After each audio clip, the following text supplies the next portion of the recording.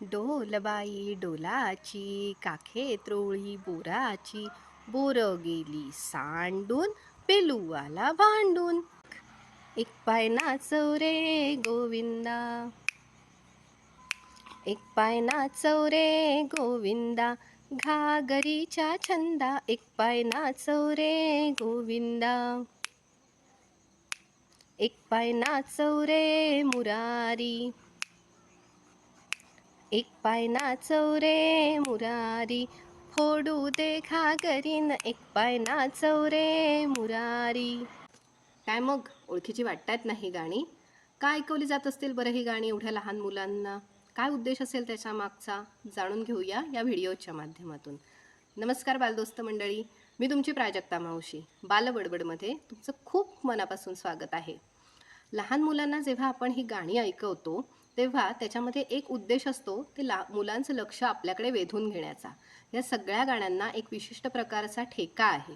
त्या माध्यमातून आपण जर मुलांचं लक्ष वेधून घेऊ शकलो, कधी कधी टाळी वाजवून, कधी कधी टिचकी वाजवून, कधी वेगवेगळ्या प्रकारे मान हात हलवून आपण मुलांचं लक्ष वेधून घेऊ शकतो.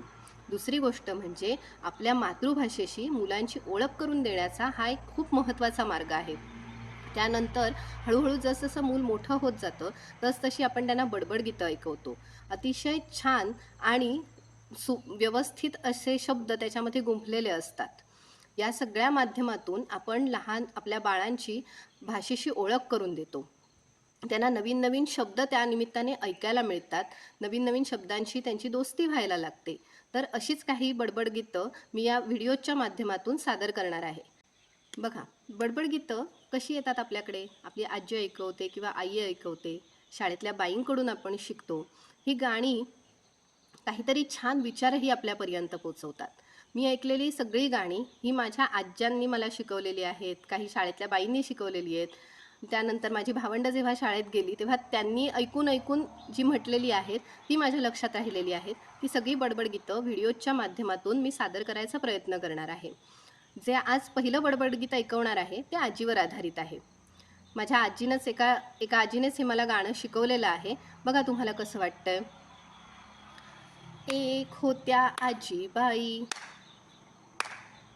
त्यांना स्वयंपाकाची घाई, वेळ झाली जेवणाची, गर्दी जमली मुलांची, आजी आजी वाढ वाढ, ताकाचं लोणी काढ काढ, ताकाचं लोणी काढले, भाकरीवरती वाढले. दुसरं एक गाणं, वारांचं गाणं, हेही मला माझ्या काकू आजीने शिकवलेलं आहे. याच्यामध्ये 7 वारांची आपल्याला ओळख करून दिलेली आहे. ते गाणं असं आहे. शंकराला बेल सोमवारी, ताईची मंगळागौर मंगळवारी, पालीचा बाजार बुधवारी, दत्ताला पेढे गुरुवारी, चणे फुटाणे शुक्रवारी, अर्धा दिवस शाळा शनिवारी, शाळेला सुट्टी रविवारी. आत्ता जी 2 गाणी मी सादर केली त्यातलं बघा पहिलं गाणं. याच्यामध्ये एका आजीची धावपळ सांगितलेली आहे की कशी तिची नातवंड जेवायला येणार आहेत म्हणून ती लगबगीनं सगळा स्वयंपाक करते. ताक घुसळलं की लोणी येतं, ही प्रक्रिया नकळतपणे आपण याच्या माध्यमातून मुलांना सांगतो. त्याच्यानंतर भाकरीवरती छान लोण्याचा गोळा आजी ठेवते, म्हणजे भाकरीबरोबर लोणी खायचं ते खूप छान लागतं, हे सांगितलेलं आहे. दुसरं गाणं बघा की याच्यामध्ये प्रत्येक देवाला काय आवडतं, कोणता वार कोणत्या देवाचा, हे अगदी व्यवस्थितपणे सांगितलेलं आहे. जी मुलं 90च्या काळामध्ये जिल्हा परिषदेच्या शाळेत शिकत होती त्यांना आठवत असेल की शनिवारी फक्त अर्धा दिवस शाळा असायची. त्याच्यानंतर त्यात वर्णन आलेलं पालीचा बाजार, आमच्याजवळ एक गाव आहे पाली नावाचं, तिथे बुधवारी बाजार भरतो, तर ते वर्णन त्याच्यामध्ये आहे. तर अशी आपापल्या भागामध्ये प्रचलित असलेली वेगवेगळी गाणी आहेत. तर तुम्ही ही गाणी आवर्जून ऐका, आपल्या मुलांना आवर्जून ऐकवा आणि व्हिडिओ पाहत राहा. बडबड गीतं यांना परंपरा आहे असं म्हटलं तरी वावगं ठरणार नाही. आपण आपल्या आजीकडून आईकडून ऐकतो, आपण आपल्या मुलांना शिकवतो. यापैकी बऱ्याच गाण्यांचे कवी अज्ञात आहेत.